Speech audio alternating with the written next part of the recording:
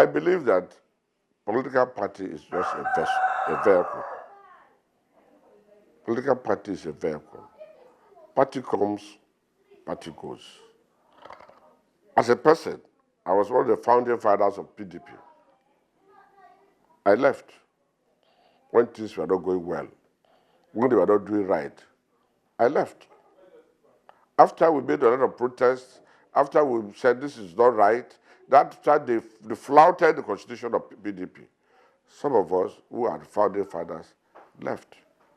Even my boss, Alama Graham Douglas, have to stay back. I want to make it clear, when PDP came to life, the first person to donate 5 million naira in 1998 was Alama Douglas. And himself and Ella brought us to, as leaders, brought us to Port and River State. Yes. They brought us to River State with the late Ombosho Karare. We all came down, and we set up PDP here. And then we formed the government. Despite the fact that Alamo is a calamari man, Marshal Ad is a calamari man, they were very, very objective. Instead of supporting Isho Karare, they went for Odili, who was in PDP, and Marshal Ad was in the APC. There was no anti-party because of sentiment, right? They could as well said, okay, oh, let us give it to our brother. Let's kill on party. But no, we stood by the party, and the party produced governors for some time. The party produced president, party governors. Today, after things were run, we now move to APC to support Rotimi Amechi here. And particularly when Nakuku became a candidate, some of us, because of our interest, said, look, there must be turn by turn in River State. We moved to APC. And today, party comes, party go. I started politics as UPN. MPN was in power. I never supported MPN because of my own ideology. And I stayed there till the coup came and took over that MPN and UPN era. So if anybody decides to leave any party for any place, to me, party is not the issue. What is important is good governance. Are you giving us good governance is the key. Having said that, I don't like the way the presidency is trying to masculate muzzle opposition party. The way things are going today, I'm not happy because we don't have a judiciary. The judiciary has been sleeping or pretending to be sleeping. We don't have National Assembly. National Assembly has also goofed with the role they played in the River State crisis, wherein they went contrary to the constitution of this country. The constitution is very clear in section 11(4) that the National Assembly do not have powers to remove a governor or a deputy governor. Section 11(4). They also went contrary to section 1, 2, 3 of the Constitution, where how the government of Nigeria and every part thereof should be ruled, and introduce a military dictatorship as a National Assembly. And what they have done is the betrayal of Nigeria and the betrayal of the Constitution. They have betrayed the oath they sworn to. So we don't have National Assembly, we don't have judiciary, we are comatose. They are sleeping, pretending to be sleeping. Like the former president said, when the man is sleeping, you can wake him up. But when the man is pretending to sleep, you cannot wake him up. For instance, 12 governors went to court to challenge the emergency rule. This is 7 months after. Supreme Court cannot say any word, cannot even hear them. So what country are we living? So the way they are masculating opposition in this country is not fair. Allow people to have their free will. That's democracy. Let people decide between themselves. This is what I want to do. Not to threaten them, not to manipulate them, not to threaten them with emergency rule, illegal emergency rule, not to bring people to loot resources. River State resources was looted. Up to 19, some banks were still transferring money. State resources. A man was here for 6 months. 2 weeks to when he would leave, he started awarding bogus contract. Between 17, 18, 19, 20, a bank released over 100 billion in the state. That is corruption. And that's a blind eye to corruption. Sorry. That's a blind eye. So this is not politics. Let them allow the political space to run. The Constitution sanctioned the members of the House of Rep and the National Assembly that if they decamp from their party to the State Assembly and the National Assembly, if the members, if they decamp, they lose their seat. But here in Nigeria, we have also seen where the Supreme Court misinterpreted that section to say what qualifies you to say you have deflected. When somebody has come to on the floor of the House to say you have deflected, when somebody has come out publicly and said I have deflected, and before the cameras, before the press, that he has deflected, and the Supreme Court will say the man has not deflected. You see, we don't have a court. And the way the court is going today in this country, it is annoying. It's annoying because we believe what they are trying to do is to truncate this democracy. Because when there's no fair judgment, when there's no fair ruling, when they are not addressing the issues, when the issues are not properly addressed, what do you expect? Revolution. And we don't want a military coup in this country because I can tell you the worst democracy is better than the best military rule. Even though in Nigeria, the military rule have achieved more than the democratic rule in terms of infrastructure development, in terms of human capital development. Most of the refineries we are seeing today are brought by the military. But then, their draconian laws are not in tandem with the democracy. And so we need freedom as a country. So that is not what we expect. Nigeria wants to grow our democracy like every other nation. Britain, America, others have grown their democracy, and today they are enjoying it. So if the Supreme Court that's supposed to correct this are not correcting it, and they're being sleeping, they're being partial, they become an appendix to the presidency, rather than the theory of separation of power. There's no separation of power today in Nigeria. The judiciary is a member, is part of the executive, the legislation is part of the executive. I can also see, with the way things are going, the president may ask for a third term, and the National Assembly will approve it, and the judiciary will sanction it. That's the way we are seeing this country. So he can even give Tinubu life president, the way things are going. And is that what our forefathers wanted? Or is that what democracy stands for? So things are getting wrong.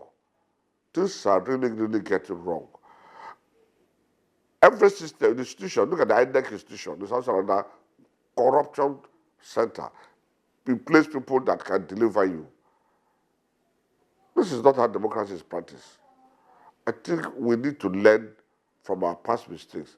Nigerians don't learn. We don't learn at all. But we pray God will help us to get peace and give wisdom to our leaders so that they will do what is right. Otherwise, I don't know what is going to happen to this country. Last week I was on air, and I said what we need now from the both section is peace. You remember, if you recall, when I came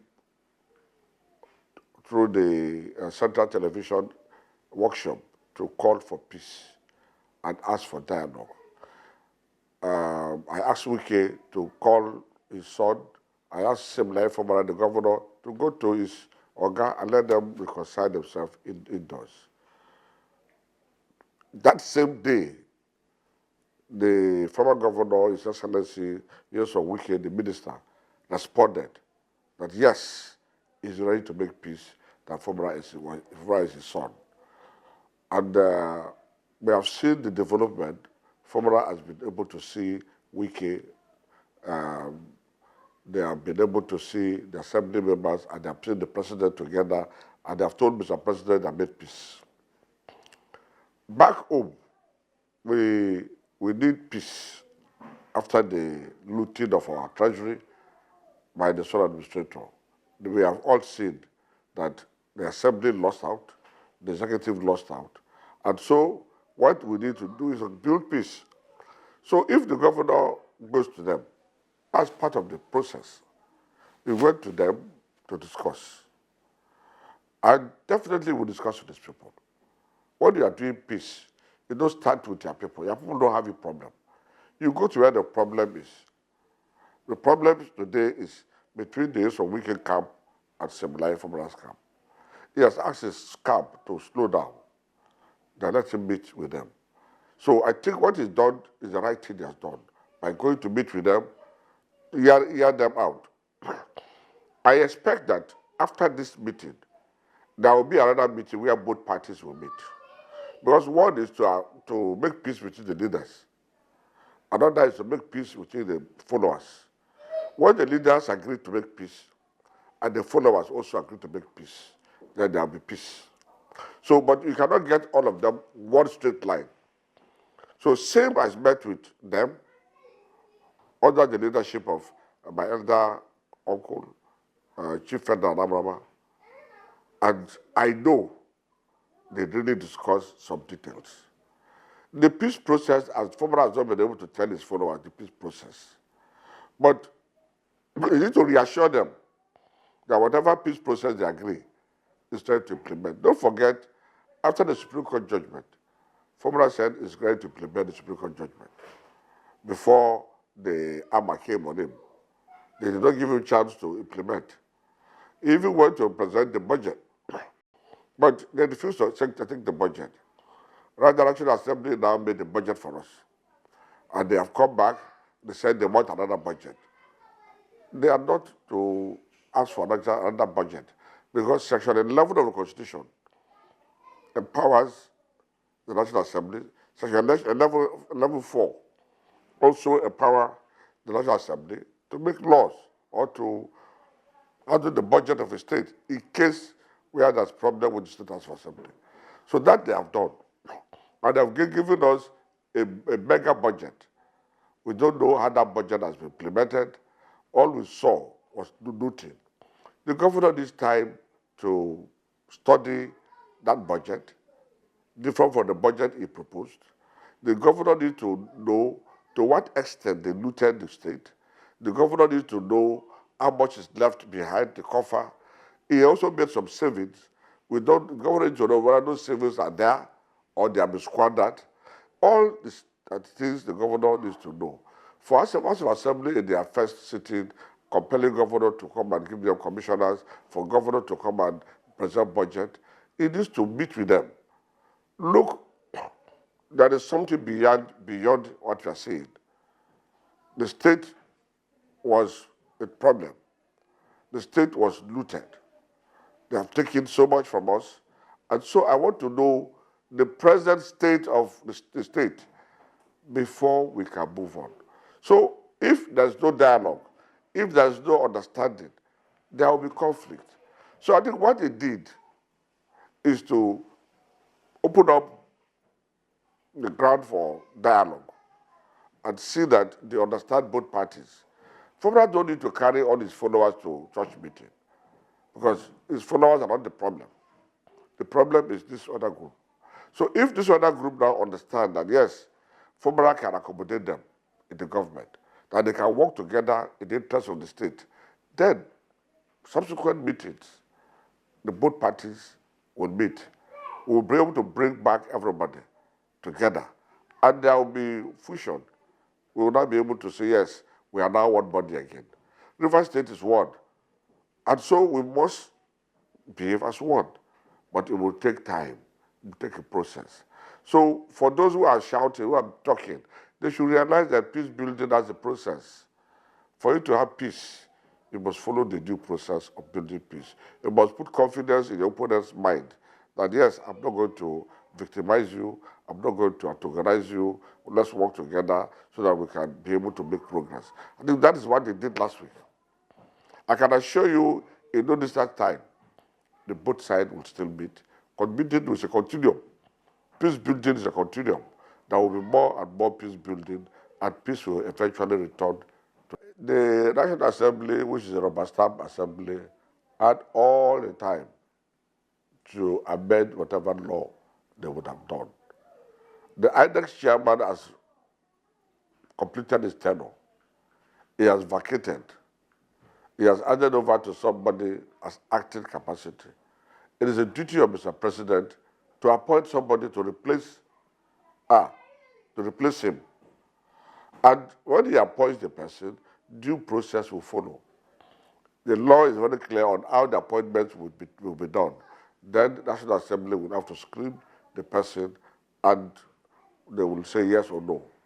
So I don't see how, I don't call it hasty.